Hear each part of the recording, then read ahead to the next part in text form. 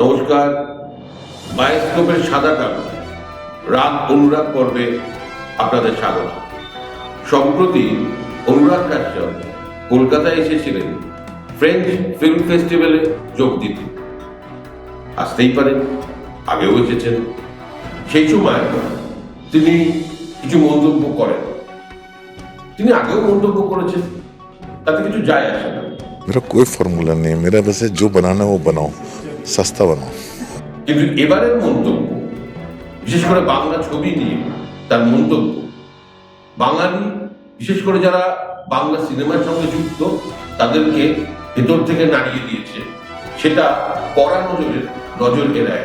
অনুরাগ কাশ্যপ 18 ফেব্রুয়ারি রবিবার university institute হলে ছাত্রছাত্রীদের আয়োজিত ওই আলোচনা সভায় সমাজ, রাজনীতি এবং অর্থনীতির উপর, ধর্ম এবং সমাজ মাধ্যমের যে প্রভাব তা নিয়ে আলোচনা করেন। অনুরাগ কাশ্যপ চিরকালই সাম্প্রদায়িক রাজনীতির বিরোধিতা করেছেন। খোলাখুলিভাবে তিনি ভারতীয় জনতা পার্টির ধর্মীয় রাজনীতির বিরোধিতা করে এসেছেন। করতেই পারেন, আগেও করেছেন, এখনো না হয় করলেন। এবারে আলোচনায় অনুরাগ কাশ্যপ বাংলা ছবি নিয়ে যে মন্তব্য করেছে, সেই মন্তব্য কড়া নজর এড়ায়। তিনি বলেছেন যে পৃথিবীতে সবকিছুরই মান পড়ছে, কিন্তু বিশেষ করে চোখে পড়ে নাকি বাংলা ছবির মান। তিনি অবশ্য হিন্দি ছবির মান নিয়েও কথা বলেছেন। তিনি বলেছেন যে হিন্দি ছবি যদি দোতলা থেকে একতলা বা একেবারে নিচে পড়ে থাকে, তাহলে বাংলা ছবি এভারেস্টের চূড়ো থেকে একেবারে নিচে পড়ে গেছে। এই দুটো পড়ার মধ্যে কিন্তু পার্থক্য আছে। এখানে একটা কথা বলে রাখা ভালো, যে বাংলা ছবি নিয়ে মন্তব্য করতে গিয়ে অনুরাগ কাশ্যপ একটি বিশেষ শব্দ ব্যবহার করেছেন, যেটা কড়া নজর এড়ায়। সেটা হলো ঘটিয়া। কড়া নজর মনে করে কোনো কিছু নিয়ে কোনো মানুষের ব্যক্তিগত মতামত থাকতেই পারে, কিন্তু শব্দ ব্যবহারের ক্ষেত্রে একটু যত্নবান হওয়াই বোধহয় ভালো। অনুরাগের এই মন্তব্য নিয়ে সামাজিক মাধ্যমে নেটিজেনদের মধ্যে রাগ এবং অনুরাগ দুটোই দেখা গেছে। কেউ বলছেন বাংলা ছবি নিয়ে এই আলোচনা তো আমরা ঘরের অন্তরে করেই থাকি, বাইরে বললেই দোষ হবে না। কেউ আবার বলছেন যে অনুরাগ কাশ্যপ তার হিন্দি ছবি নিয়েই থাকুন, বাংলা ছবি নিয়ে নেতিবাচক মন্তব্যের কোনো দরকার নেই।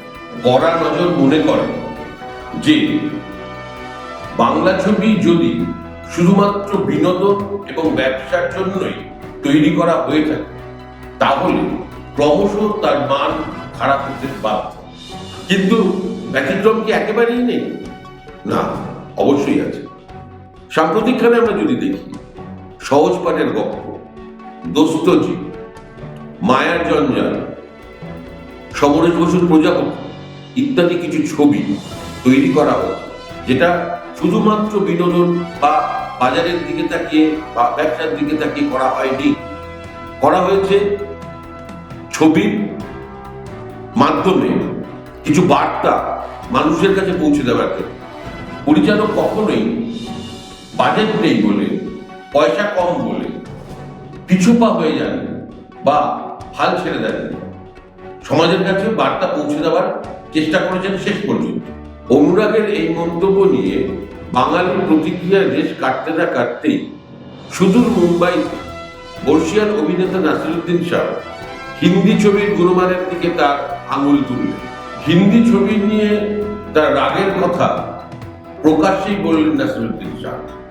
তিনি বললেন যে হিন্দি ছবি আপনারা দেখি, আমরা প্রতিদিনই একই রকমের ছবি বানিয়ে চলেছি। এখনকার হিন্দি ছবিগুলো আমি একদমই পছন্দ করি না।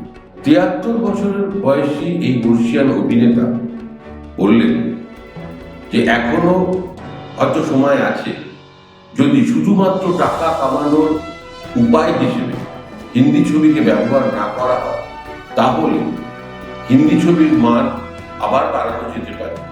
যদিও আমার মনে হয় যে দেরি অনেকটাই হয়ে গেছে। কড়া নজর বর্ষিয়ান এই অভিনেতার বক্তব্যকে সম্পূর্ণ সমর্থন করছে।